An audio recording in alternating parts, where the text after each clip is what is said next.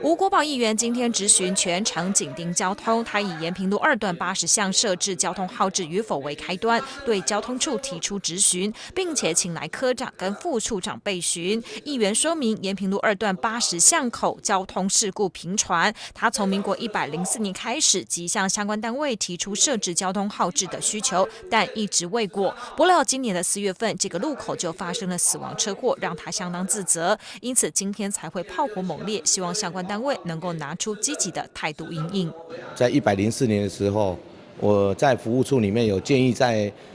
延平路2段的80巷口那个地方真的是超危险的，而且治安汇报很多民众也是在反映说，这个地方应该来设置一个闪黄灯或者是红绿灯，来跟我们牛埔北路的跟延平路2段的地方来做红绿灯的同步。因为这个地方为什么会这么危险？刚好虎林国中、虎林国小也都在旁边，那很多民众就一直到我的服务处来反映，那我一直反映跟给交通处处长，他们不愿意做，只有回我一句，说因为它的流量不足，然后流量不足也完全都没有去真正的去做它流量的统计表都没有，而且其实车祸一直造成，一直在4月9号那一天，反映的人真的不小心，给一个直行往西的车，然后他是要往东转进去80巷的地方，不小心就被那一位年轻人撞倒而死掉。我非常的遗憾，我对于这一件事情，我一直蛮愧疚的。当时如果我举例一直在争取这个闪黄灯，或许这个机车它就速度就会放慢了，它放慢以后，今天就不会有这样的车祸来造成的。那针对于是否设置闪黄灯，那事实上依据5月份交通部的道安汇报的一个资料，事实上闪黄灯根据各县市的回报，其实闪黄灯对于未达流量的路口也是没有任何的一个作用，所以对这个路口的改善，事实上我们已经都做好了相关的这些规划跟措施跟改善。那在4月9号发生车祸之后，事实上我们4月10号有回复吴议员，那吴议员跟我们讲的这个事实的一个内容跟状况，我们也到现场会勘了3次。好，我们交通处也会勘了3次。那我们等待这个道安委员完成了这些SOP 流程之后呢，事实上我们就在5月份。就要在5月16，我们可能就要进场来施工。交通部最近也在宣导，交通安全不能等，行经路口慢看停。我们也希望所有的市民经过无号志化交通路口，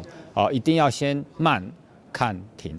新科议员陈庆龄今天将质询的时间提供给党内的议员进行联合质询，包括了张祖炎、李国章、陈启源跟陈庆龄等多位议员，针对青青草原开发的合宜性提出质问。陈庆龄议员特别关心青青草原溜滑梯的安全，希望相关单位一定要为市民的安全把关。我认为他应该把他的基础建设整个改造。那尤其是在水保的部分，因为它是在一个非常陡峭的斜坡上面去做的这个建筑物，那很多市民朋友不知道都会去使用，所以我觉得在他没有把这个整个的水保基础做好之前，我是强烈建议我们市府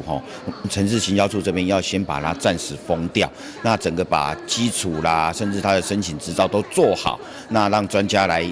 认证过，它没有问题再来做开放，不然我想对市民朋友是一个非常危险的一个溜滑梯。517之后呢，大雨让青青草原的溜滑梯呢出现了一些泥巴，那很多人担心这个结构是不是有问题，要跟大家报告一下，因为大雨冲刷的是修饰边坡的水泥砂浆，那水泥砂浆跟结构是没有什么影响性的，那底基的这些泥巴流失，我们都已经在进行一个修补，那修补呢，在上个礼拜5民众跟我们说过之后，礼拜6已经完成了，所以现在大家去现场看这个青青草原溜滑梯是很安全的，大家可以放心使用。萧志杰议员从517的水灾开始，单位业务质询，他指出水灾过后，油污、脏水、恶臭跟着飘出，下水道的工程就显得重要。接着，昨天发生在西大路的瓦斯气爆意外，也是他关心的重点之一。新竹市的瓦斯是由新竹县瓦管处完全来提供，可是它让我们很有隐忧，因为老旧管线造成很多漏气，然后昨天又发生西大路135巷的一个民宅，因为前面在修缮瓦斯管造成的气爆，所以让